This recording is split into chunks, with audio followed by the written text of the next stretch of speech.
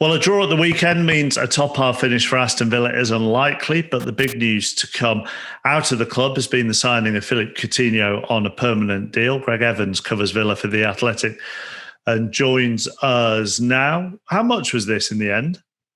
So it was 20 million euros, around about £17 million, which was a slight reduction. Unbelievable, isn't it? How on earth have they managed that? Yeah, very good question. I think Barcelona first and foremost wanted to get the money into their accounts for this accounting year, so they wanted to get the deal done before June 30th. Villa had agreed an initial £33 million transfer fee with Barcelona when Coutinho came on loan in January, but they were able to get it down to just 17 million, which for me I think is incredible business.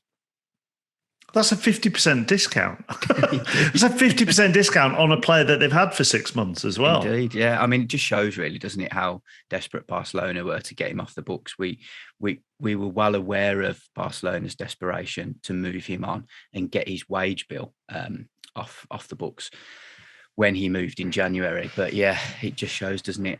Incredible really to think that he was a £108 million player just a few years ago. Is that Christian Purslow then? Who's done that? Christian Purslow is the main negotiator at Aston Villa. He will have driven a very hard bargain and would have been able to get this deal done. But yeah, I think a lot of credit does go to Villa for managing to get this deal over the line. But I think also the desperation from Barcelona to move him on should also be factored in. And presumably now they've got that down, that gives them more wriggle room this summer, doesn't it? I mean, they've invested heavily in this squad over recent transfer windows. And would you expect them to go again this summer?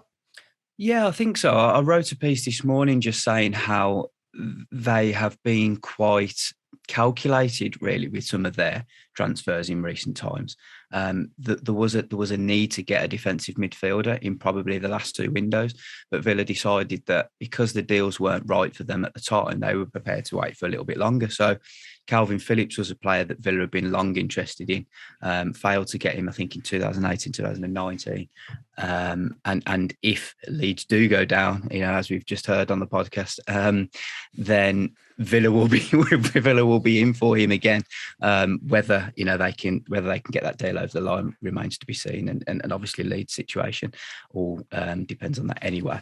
But there are a handful of players that Villa have looked at in defensive midfield. Yves Bissouma of Brighton was a player they bid for in January, but again they weren't prepared to pay over the odds for him because he was coming into his final year of his deal from this summer, so that would make potentially a deal cheaper this summer. And also Boubacar Kamara of Marseille, a player again coming towards the end of his contract over in France, and somebody who will be probably the best freebie on the market this summer. Is that because they think they might lose Douglas Luiz? Is that because they're not happy? Is that to rotate a bit more? I mean, it's interesting, isn't it, actually, because the balance of the Villa midfield going forward will be fascinating if you throw Coutinho in there as well, and John McGinn too, Buendia, depending on where Buendia is going to be used, and the formations. There are actually quite a few questions around Villa's midfield and formation. There are, yeah, and I mean, there's Morgan Sanson also in there, and Jacob Ramsey who's developed this year. So, and Carney Chukwuemeka, a young player who Villa have high hopes for. So there's 6 players there in midfield already. Marvelous Nakamba, who played at the weekend, has come back from injury. Villa will have to move on some of these players. There's no way they can continue stockpiling players in this area and not using them. They need to find some value in them and move them on, and that will hopefully free up funds to get a proper defensive midfielder in. What I would say is that other than Nakamba, who has his shortcomings, we've seen over 3 seasons now, he's a very hit and miss player. He does the defensive side of things quite well, but he struggles a little bit technically and moving the ball out of defensive midfield.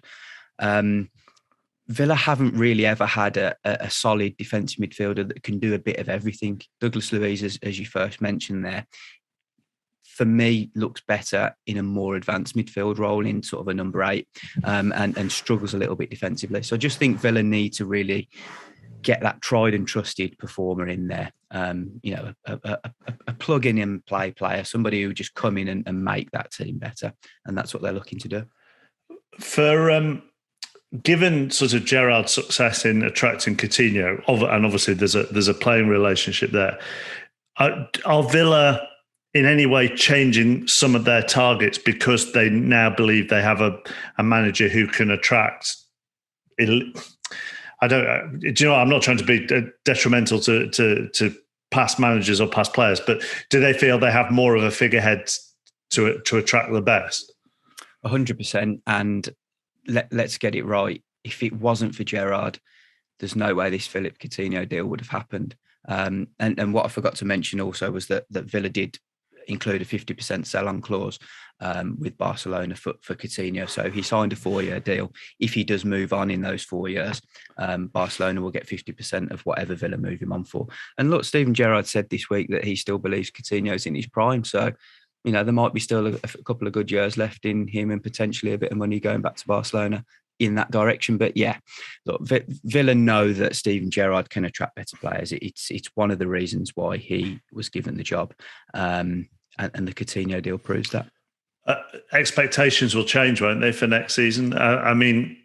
We looked at the teams who are between 8th and 13th on Sunday's Match of the Day too. They all played yesterday.